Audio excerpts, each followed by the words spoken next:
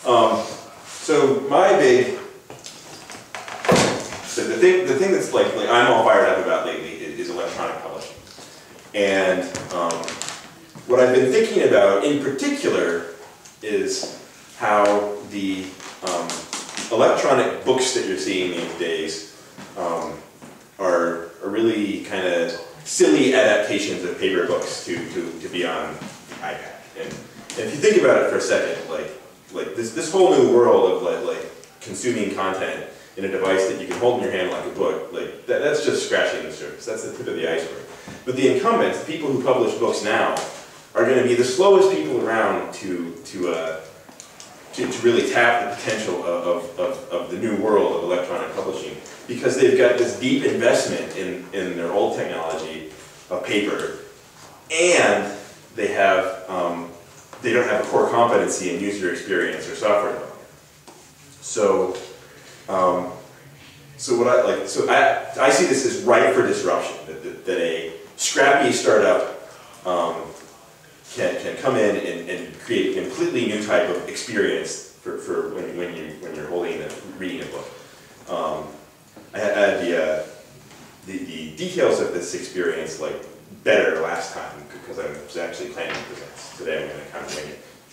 But you're talking about things that the books are more non-linear. They're more multimedia interaction. Like it may not be so much that you sit there and read a book. It may be that you read for 5 minutes and then you watch a video of the author of the business book you're reading interviewing somebody, or a interactive present, like a visual presentation of some information that works way better than just reading text, that kind of thing.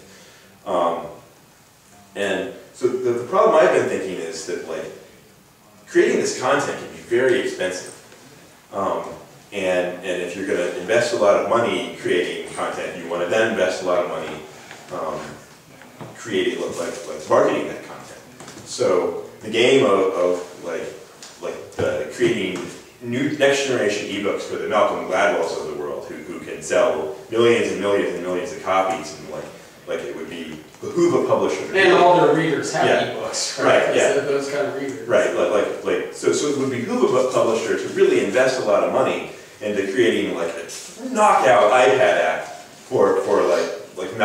that was created by Malcolm Gladwell and around his content and his ideas, or Freakonomics, same kind of thing.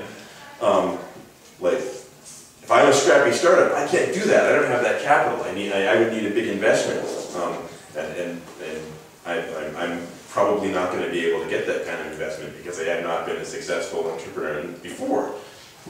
So I thought, well, where do you start? If you've got 2 or 3 guys, no startup capital, who do you hit up? And the type of people that you want to hit up to publish that kind of books, they're people that already have their audience. They have ideas, and the people who are interested in ideas already know about them. That audience has a high penetration of iPads and probably in the future other tablets based on Android or maybe Windows 7. And this person is interested in the capabilities of electronic books. They're interested in the fact that you can do non-linear, organize things differently than you do when your book is a stack of sheets of paper. They're interested in the fact that they can put in more multimedia. And they're interested in the fact that they don't have to that they can turn it around faster. They don't have to just write it once and then they're done. They have to wait for another edition to come out before they can change it and update it. They might want to have it be a living document. And I thought, well, and maybe they're interested in keeping more money than a traditional print publisher is going to let them keep. Like those guys, the hardcover sells for $25. The author took home $1.25. Right. It's kind of like a music industry. Yeah, right. And that's because those companies are spending immense amount of money printing those books and putting them in bookstores. And if that's all gone and all you have is you're distributing it via the App Store and you need to do some marketing, you could sell the thing for $10 and give the author $6. They might like that a lot better. So who are these people? And I came up with a pretty good answer. big bloggers, like bloggers with really large followings. Tim Ferriss or something. Yeah, right. And like people who have public speaking careers, who go around and have a following of people that will pay them speaking fees. Like Bill Clinton or something. Yeah.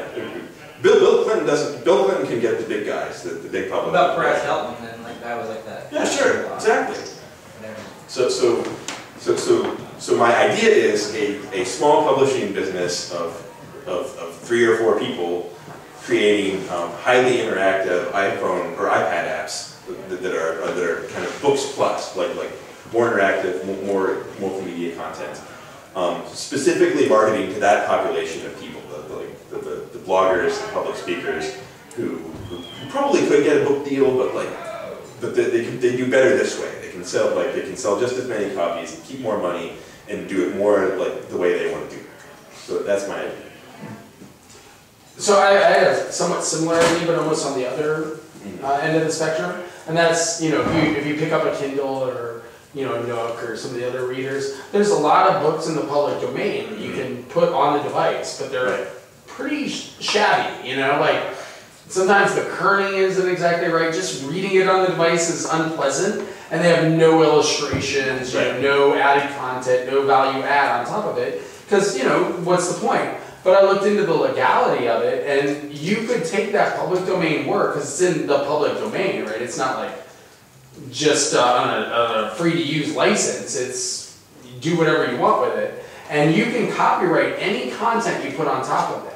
So I think even if you look at some of the less capable devices, but maybe, you know, more traditional Kindle, whatever devices, you could take a public domain book and as this group add illustrations to it. That's actually a really common model right now. Like H.G. Wells' World of the Worlds. There's a big enhanced version for the iPad. Okay. So people are doing that. Like mine in the public domain. Are they making money though? I don't know. Okay.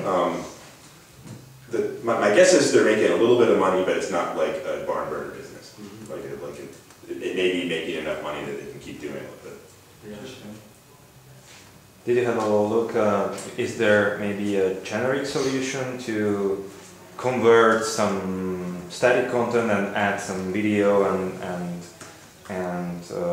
maybe voice and package it into an application, like automate it? Maybe? I think that there are going to be repeatable patterns in what kind of features, interactive features you have in these kind of books. So a generic solution should be possible, right? Yeah, so a certain amount of, at least like a toolkit that you can use, but I'm sure that people are going to want to have distinguishing value of actually like kind of putting together their own package, but a lot of the stuff will be reusable, so I'm sure a certain amount of generic solution is. What about that one science book that somebody showed me on the iPad? I don't remember the name of it, but they let you go through the different things and you can like spin a molecule around and then maybe see, you know, like what, you know, substances in nature generally have that molecule. It was pretty interactive. It wasn't just the elements, but it was very similar and kind of on a science level. And I found it to be the most interactive like thing I've seen. Yeah, I mean, from that standpoint. I'm not familiar with that, but I'm certainly not making the case that no one is taking advantage of the full capabilities of. But this wasn't a narrative for sure. Yeah. This was more like a reference text. Well, and I think nonfiction is much easier to enhance than fiction. I write fiction, so I kind of have I've been thinking about, well, what could I do, and actually kind of stumped. Haven't people been playing with this idea of more interactive fiction since, like, you know, the beginnings of the internet and things like that? Yes, and it's hard. So I think nonfiction is a richer vein to mine. Mm-hmm. I think there's probably some room for more interactive fiction, but it's subtler. It's more difficult to enhance. Whereas there's a lot of obvious things you can do. What about tying together with a traditional production company, say in probably not maybe in San Francisco, but maybe Los Angeles or New York or something, that would create high quality video, but only short segments, right? Because, you know, there's a lot of. I think that would be step two.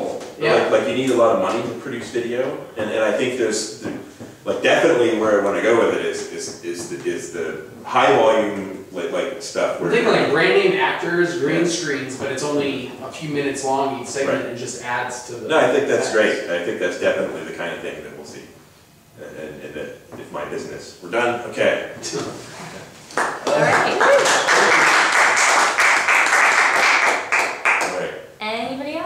idea. What about an interactive iPad menu for us?